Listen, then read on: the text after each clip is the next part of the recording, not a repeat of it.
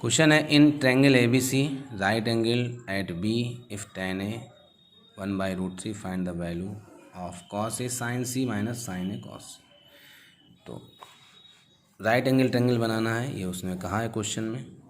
और right angle में कौन? In triangle A B C right angle triangle B, यानी बी है वो राइट एंगल ट्रायंगल है, तो इस जगह बी बैठा लेंगे तो यहाँ पे अपने आप ए आ जाएगा, यहाँ पे सी आ जाएगा।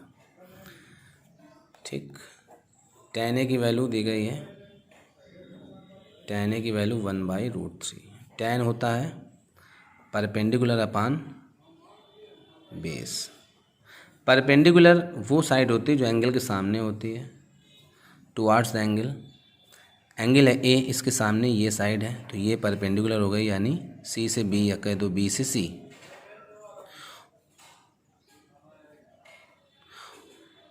और बेस हाइपोटेनियस को छोड़कर अब ये हो गई परपेंडिकुलर इस एंगल के लिए, इस एंगल के लिए ये परपेंडिकुलर, इस एंगल के लिए ये परपेंडिकुलर। हाइपोटेनियस ये हो गई तो बेस ये आ गई ए बी।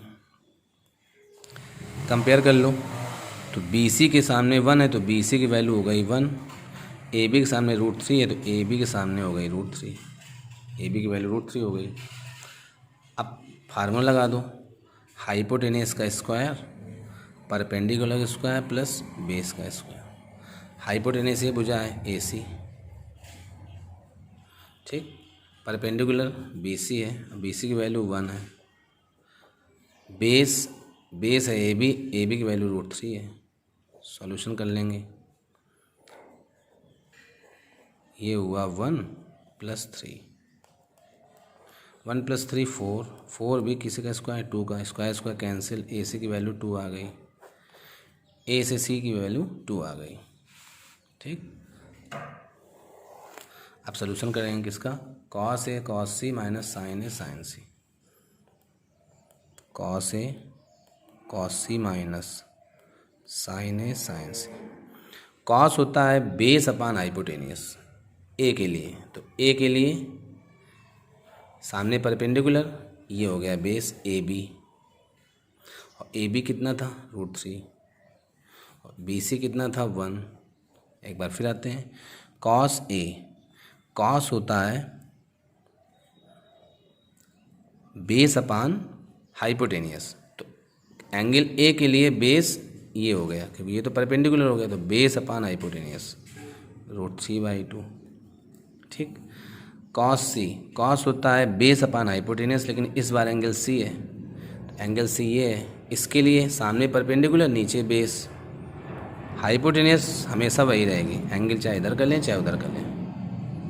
साइन है, साइन होता है perpendicular upon hypotenuse, angle A है, इसके सामने परपेंडिकुलर ये, हाइपोटेनियस 1, परपेंडिकुलर ये सामने 1, हाइपोटेनियस 2। साइन सी, फिर साइन में वही formula, hypotenuse perpendicular upon hypotenuse, इस बार एंगल सी है, इसके लिए परपेंडिकुलर सामने, हाइपोटेनियस हमेशा यही रहेगी, वो कभी नहीं चेंज होती।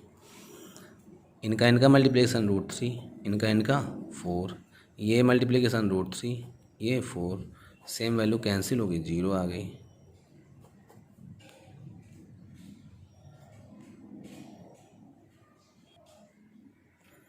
नेक्स्ट क्वेश्चन है if tan theta equal 12/5।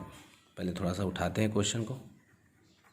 tan होता है परपेंडिकुलर अपान बेस, एंगल क्या है थीटा, इसके लिए परपेंडिकुलर सामने और उसकी वैल्यू है 12, बेस नीचे 5।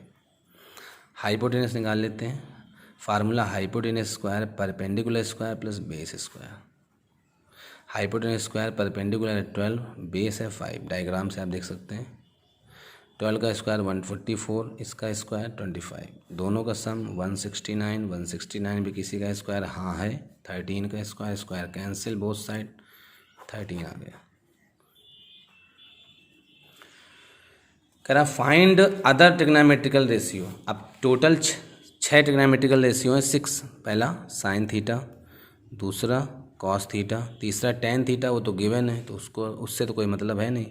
tan के बाद कॉट थीटा, कॉट के बाद सेक थीटा, सेक के बाद कॉसेक थीटा। उसने कहा भी है क्वेश्चन में कि फाइंड अदर ट्रिग्नोमेट्रिकल रेशियो। अब टोटल ट्रिग्नोमेट्रिकल रेशियो अगर 6 है, एक गिवन है तो 5 बचे, वही 5 निकालेंगे। साइन थीटा होता है परपेंडिकुलर अपॉन हाइपोटेनियस। थीटा के लिए परपेंडिकुलर सामने 12, हाइपोटेनियस 13, आंसर आ गया 12/13। कॉस थीटा होता है बेस अपॉन हाइपोटेनियस। सामने परपेंडिकुलर, बचा बेस नीचे 5, हाइपोटेनियस हमेशा बड़ी साइड रहेगी, मेजर साइड। कॉट थीटा होता है बेस अपॉन परपेंडिकुलर, बेस है 5, परपेंडिकुलर 12, तो आंसर आ गया 5/12। सेक थीटा होता है हाइपोटेनियस अपॉन बेस, हाइपोटेनियस 13 है, बेस ये साइड होगी इस एंगल के लिए 5।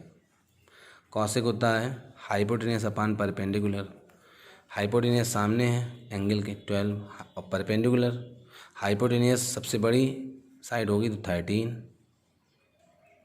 क्योंकि 13 सबसे बड़ी साइड वो हाइपोटेनियस, और नीचे चाहिए परपेंडिकुलर, सामने मिलती है एंगल के 12, तो ऐसे इसका आंसर 13/12। ऐसे पूरे पाँचों आंसर आ गए।